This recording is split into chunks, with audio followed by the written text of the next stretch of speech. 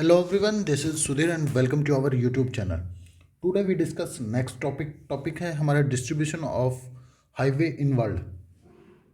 पिछली जो क्लास थी उसके अंदर मैंने आपको थोड़ा बहुत हाईवे के बारे में बताया था कि जो हाईवे हैं वो क्या होते हैं। उन जैसे हाईवे हैं वो एक मेटल रोड होते हैं और जो उनकी जो विड्थ होती है वो कितनी होती है 80 मीटर तक होती है और ये स्मूथली होते हैं। किसी प्रकार की कोई रुकावट है वो नहीं होती व्हीकल्स को। तो ये जो बातें हैं वो मैंने आपको बताई थी बेटा। और अब हम डिस्ट्रीब्यूशन है वो पढ़ेंगे और ये पार्ट नंबर 1 होगा हमारा।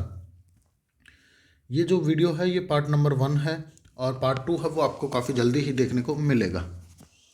तो बात करते हैं कि हाईवे का डिस्ट्रीब्यूशन है वो कैसा है, किन देशों में कैसा मिलता है, ये सारी चीज़ें हैं वो डिस्कस करेंगे। पहले जो बता रखे वो ये बता रखे कि जो डेवलप्ड जो कंट्री हैं उनमें बेटर नेटवर्क आपको देखने को मिलता है हाईवे का। कि जो डेवलप्ड जो कंट्री हैं, जो विकसित जो देश हैं, उनमें आपको काफ़ी अच्छा नेटवर्क है वो देखने को मिलता है, जबकि जो डेवलपिंग जो कंट्री हैं उनमें ऐसा नहीं है। ठीक है ना, वो थोड़े पिछड़े हुए हैं। तो अब एक एक कॉन्टिनेंट को डिस्कस है वो करेंगे बेटा। पहले बात करते हैं यूरोप की। यहाँ पे मैंने हेडिंग है वो लिख रखी है यूरोप। यूरोप की बात करते हैं। यूरोप में रोड जो नेटवर्क है वो कैसा है, वो डेंस नेटवर्क आपको देखने को मिलता है। आगे यदि मैं बात करता हूँ यूरोप में ही, तो हर एक जो पोर्ट है और जो सिटी है वो लिंक है हाईवे के द्वारा। ठीक है ना, जो हाईवे के द्वारा हर एक जो सिटी है और जो पोर्ट है वो कनेक्ट है हाईवे के द्वारा।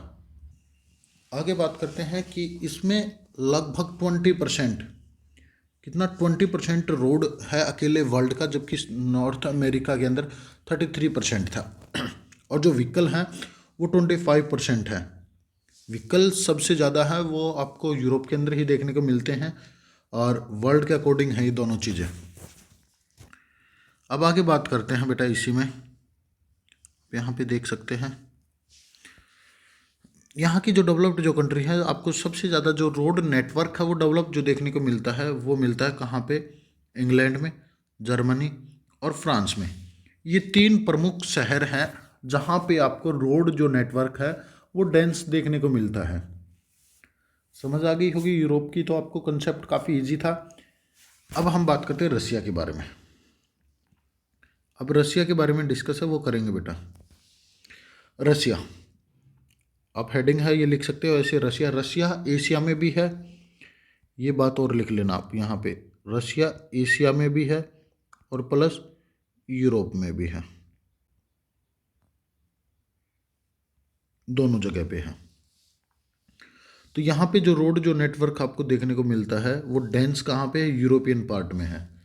ठीक है ना, तो आपसे जो क्वेश्चन है वो यही पूछा जाता है कि भाई कौन से पार्ट में जो रशिया का रोड नेटवर्क है वो डेंस होता है, तो वो यूरोपियन पार्ट में है।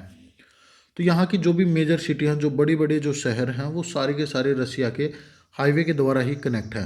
एक दूसरे को जो कनेक्ट किया गया है वो हाईवे के द्वारा किया गया है। जब जो यूरोपियन जो रसिया है, यूरोपियन जो है उसका जो मेन सेंटर है या जो फोकस जो पॉइंट है वो है मॉस्को बेटा। तो मॉस्को किसका पॉइंट है मेन, वो है बेटा यूरोप का। और अब हम बात करेंगे एशिया की।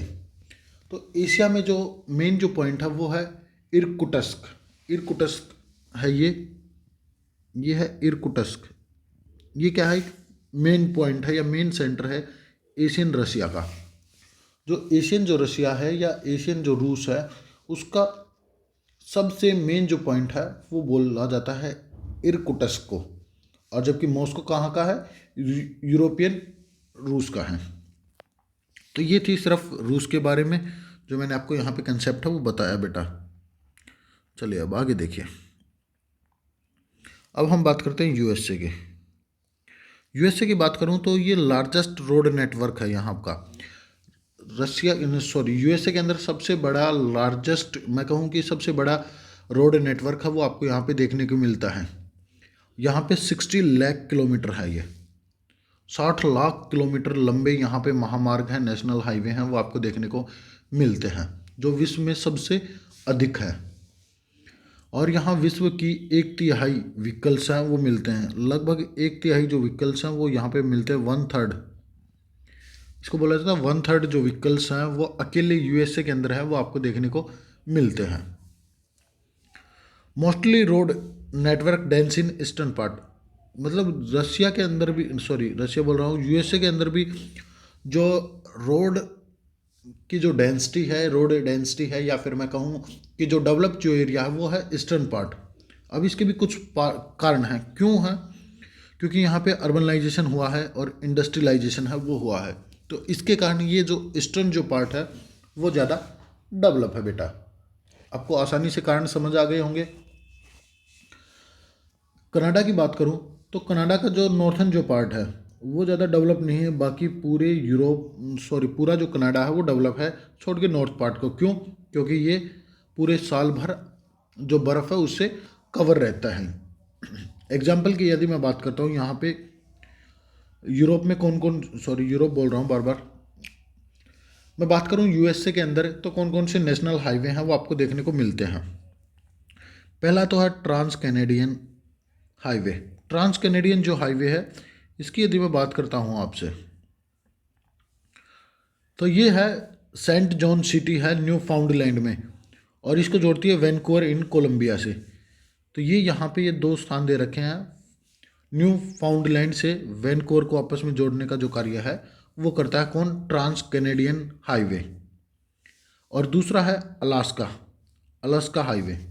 अलास्का हाईवे है, ये कहाँ पे है? ये कनाडा के अंदर है। कनाडा के एडिसन, एडिसन नामक कोई शहर है, वहाँ वहाँ से स्टार्ट होता है और फिर अलास्का में जाकर जो मेन जो सिटी है उनको आपस में कनेक्ट करने का जो कार्य है वो करता है अलास्का हाईवे।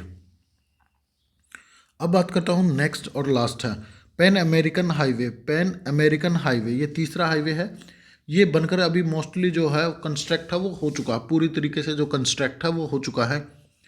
और ये जो कनेक्ट करता है, ये जो जो सिटीज़ हैं उनको कनेक्ट करता है, जैसे साउथ अमेरिका के जो शहर हैं, सेंट्रल अमेरिका के जो शहर हैं, उनको कनेक्ट करता है किसके साथ? यूएसए के साथ। मतलब north America, sorry south America और सेंट्रल अमेरिका को ये कनेक्ट करता है किसके साथ? यूएसए के साथ।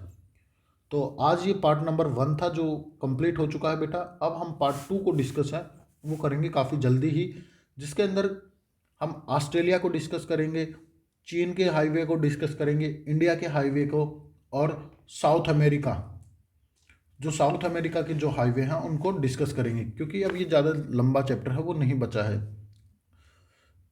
मतलब कहने का मतलब मेरा यहाँ पे ये है बेटा कि जो रोड है वो लगभग आने वाली जो नेक्स्ट वीडियो होगी, सेकंड पार्ट होगा हाईवे का, उसके अंदर कंप्लीट है वो हो जाएगी। तो आशा करता हूँ कि आपको कुछ समझ आया होगा और नोट्स है वो आप एज इट इज़ उतार सकते हैं। चलिए मिलते हैं नेक्स्ट वीडियो में नेक्स्ट टॉपिक के साथ। जब तक के लिए thank you and thank you very much बेटा।